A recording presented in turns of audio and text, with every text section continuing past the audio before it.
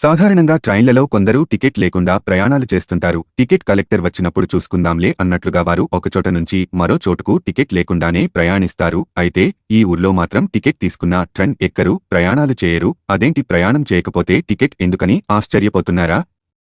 అదే కదా ఇక్కడ మ్యాజిక్కు. అవునండి, వీరు టికెట్ తీసుకున్నా ప్రయాణాలు చేయరు. తమ ఊరిలో ట్రైన్ హాల్టింగ్ రద్దు కాకూడదని ఇలా ప్రయాణాలు చేయకపోయినా టికెట్లు కొంటున్నారు. వివరాల్లోకి వెళితే వరంగల్ జిల్లా నర్సంపేట నియోజకవర్గం మొత్తానికి ఏకైక railway station Nekkonda railway station.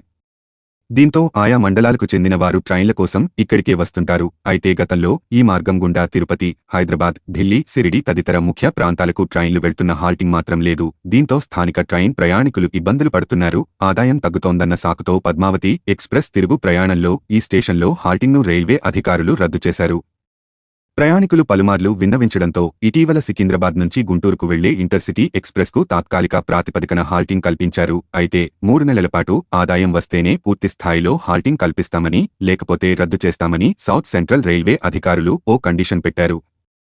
దీంతో హాల్టింగ్ కోల్పోకూడదనకూడదని డిసైడ్ అయిన నెక్కొండ గ్రామస్థులు అందరూ ఏకమయ్యారు. నెక్కొండ పట్టణ రైల్వే టికెట్స్ ఫోరం పేరుతో ఓ వాట్సాప్ గ్రూపు ఏర్పాటు చేశారు. ఇందులో సుమారు 400 మంది సభ్యులుగా చేరారు. వీరంతా ఇప్పటివరకు విరాళాల రూపంలో 25,000 సేకరించారు.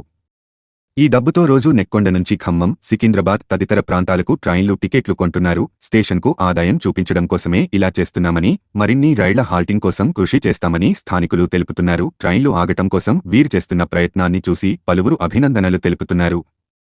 ఏదైనా సాధించాలంటే ఒక ఐక్యత ఉంటే సాధ్యం అవుతుంది అనేదానికి ఊరే నిదర్శనం.